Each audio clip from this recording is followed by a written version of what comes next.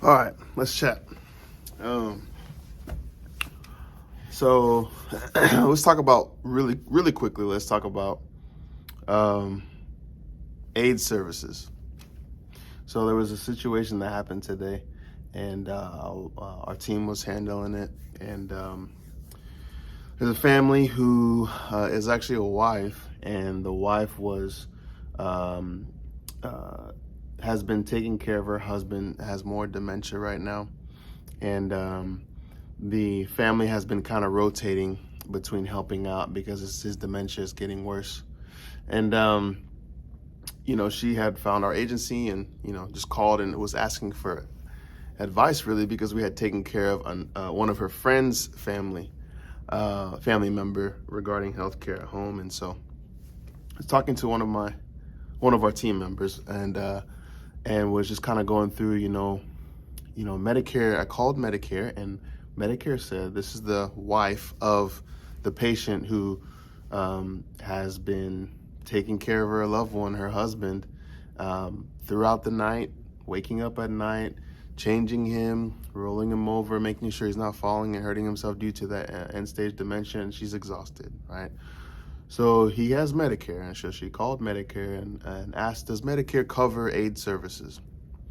And, picked up the phone and said, yes, Medicare covers aid services, 100%.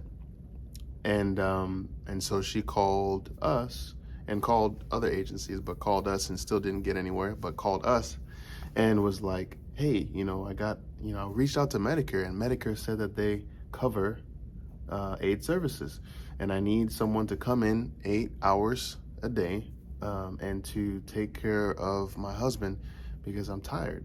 And rightfully so, right? And she's tired and exhausted. She's doing the best that she can. She has her, family members coming in on rotation during the day, and then she's doing it all at night, right? And then maybe paying someone just a couple hours each day to help out, but really she's exhausted. And she was like, Medicare told me. And so one of our team members is doing a great job of kind of helping her understand. So I had to step in there and really talk to her about, okay, there's a difference between being covered and the extent of the coverage. So what that means is for her, under home health, there's different areas of care at home that Medicare will cover. Specifically, you're looking at home health services, which is a skilled need, or there's hospice, right?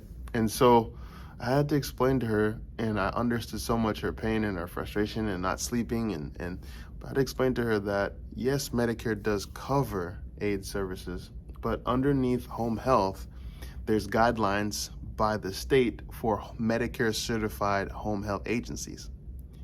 And what that means is that if you want aid services, it's not supposed to be forever, it's temporary, it's acute.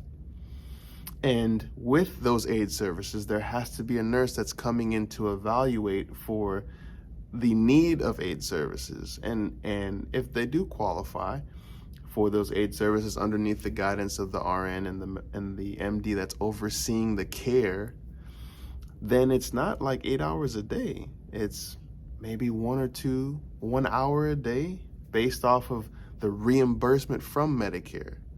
And so that's usually limited to probably one visit a day for 5 days at the max. Even that's a lot.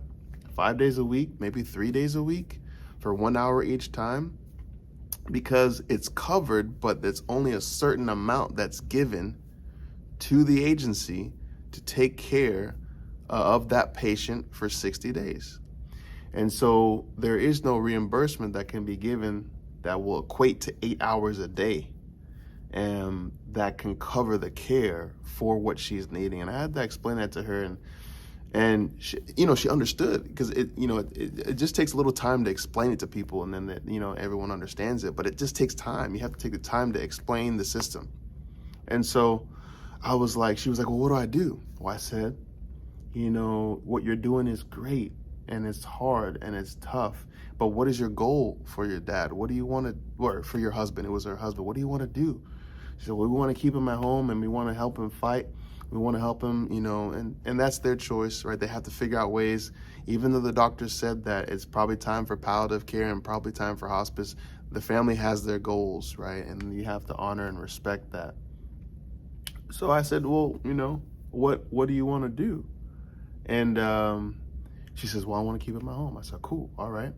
Well, what she said, what options do I have? I said, well, she said, what about long-term care insurance? I said, well, right now, I'm not the expert in long-term care insurance, but I do know that you already have to have long-term care insurance before you're exacerbating it, before you're using it, right? And so I explained to her that, maybe like 10 years prior or 5 years before all of this happened, that you could have maybe got some long-term care insurance, or he could have got long-term care insurance and pay a monthly premium. And then when this time was here, then they would have issued out a check a month to cover you, right, for this need.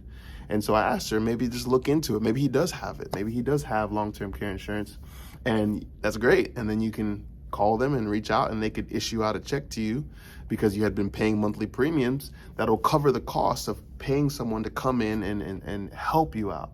That's one option. And then the other option is just private pay. And so prices vary per state, wherever you are, but you're paying for a company to send someone out to help relieve you. But Medicare does not cover that extent of the need. They do cover, but not the extent of that need. And she was very clear, and I just kind of wanted to share this with you because it's a big thing, and not just everybody talks about this and what insurances cover, what they don't cover. But when it comes to Medicare Advantage plans, when it comes to Medicare, the aide services of like having someone to come for like 8 hours a day or such, truly the companies do not pay, the insurance companies do not pay the providers enough to actually have that type of service. That's just the truth. But they do provide enough to say, okay, there's maybe one visit or maybe one visit every 2 days for bathing. And then there's therapy in there to teach the family how to get better and how to progress, because it's supposed to be temporary, not supposed to be forever. When you get into that constant, forever, consistent, that's where it's mostly private pay, or you get into that long-term care insurance. So I hope this helps, but it's something that always comes up. This probably comes up once a week, and I hope this helps everyone to understand, the aid issue, and how that affects loved ones regarding Medicare and insurance. So yeah, hope this helps, man. Hope you guys are doing good, and y'all be blessed.